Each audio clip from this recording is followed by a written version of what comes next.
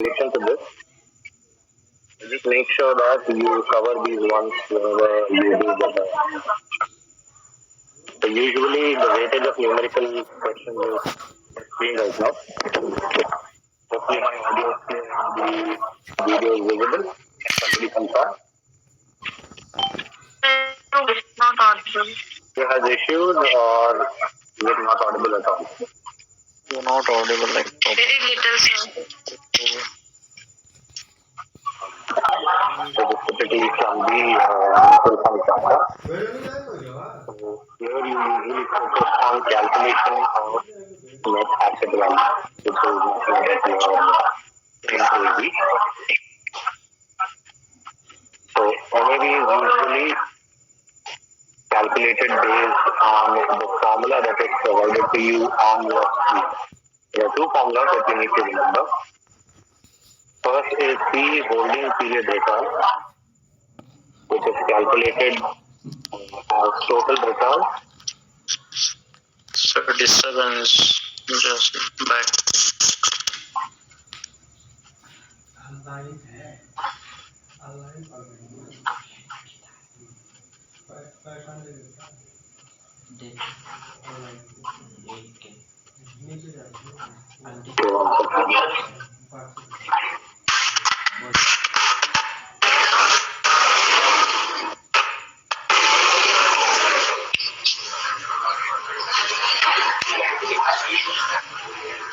Can somebody confirm whether it is better now?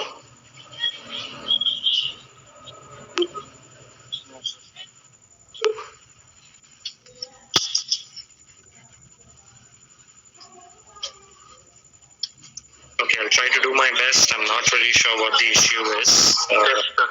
So try to focus on the problem. Okay? Just make sure that you focus on what is available on your screen. Alright? So typically, NAV problem usually has what is called as a holding period return. A holding period return is nothing but your total return divided by the original price that you have paid for the mutual fund unit. So in this case, the mutual fund has NAV of 11.50 rupees at the beginning, as you can see in the problem.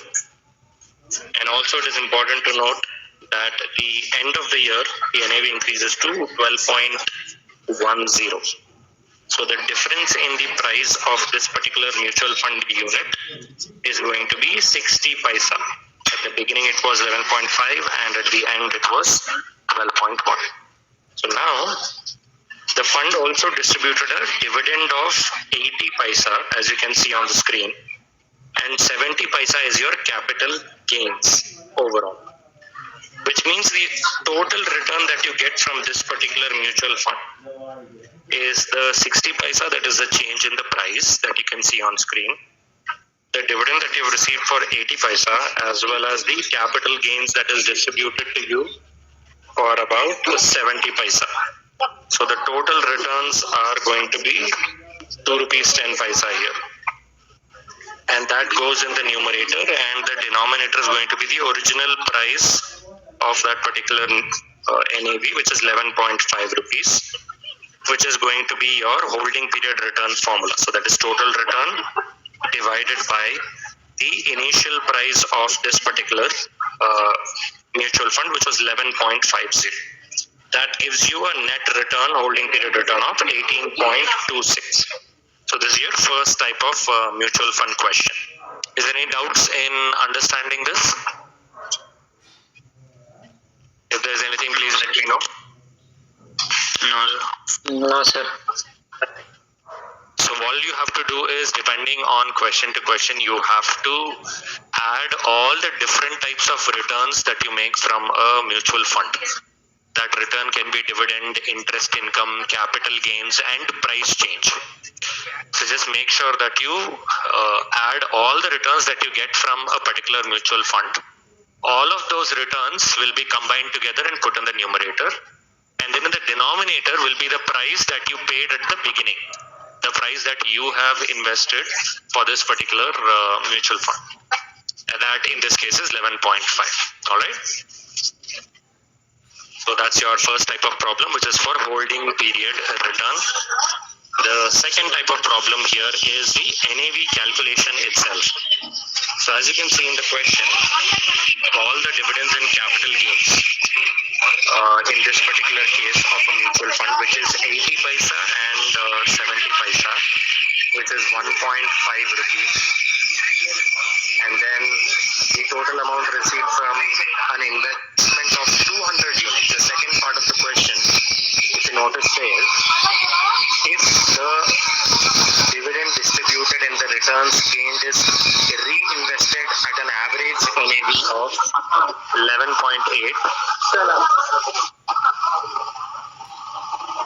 then what is the return for 200 units? So this is your December 2018 question. So in this case, you typically have all the returns, which in this case excludes the price change. When you talk about returns, it basically means only those amount of money that you get as dividend, interest, or capital gains. This doesn't include any price fluctuations. So in this case, the overall returns that is earned from this mutual fund unit is 80 paisa and 70 paisa. You will not include the price fluctuation that you have gained from this particular mutual fund. You will not include that. So in this case, it is 80 paisa and 70 paisa, which is 1.5 rupees. And you have invested assuming 200 units in this particular mutual fund. So that gives you an overall return of 1 rupee 50 paisa into 200 units, which is going to give you an overall return of 300 rupees, as you can see on the screen. So the total returns that you have got if you invested in 200 units is 300 rupees, 1.5 into 2.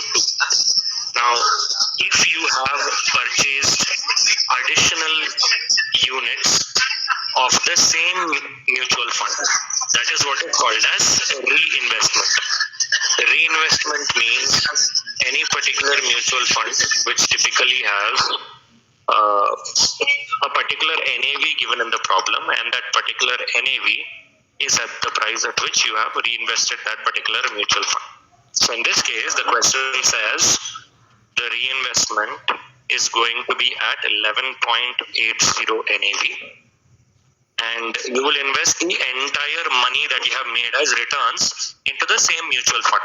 So whatever returns you have got, you will reinvest the same into the business. So in this case, which is going to be 300 rupees divided by 11.8, so you are only able to buy 25.42 units in this case. And 25.42 units is the number of units you will be able to buy if you invest in this mutual fund at 11.80 units. And since you have got only 300 rupees with you as returns, that is the money you will be able to reinvest. So now you had initially invested in 200 units.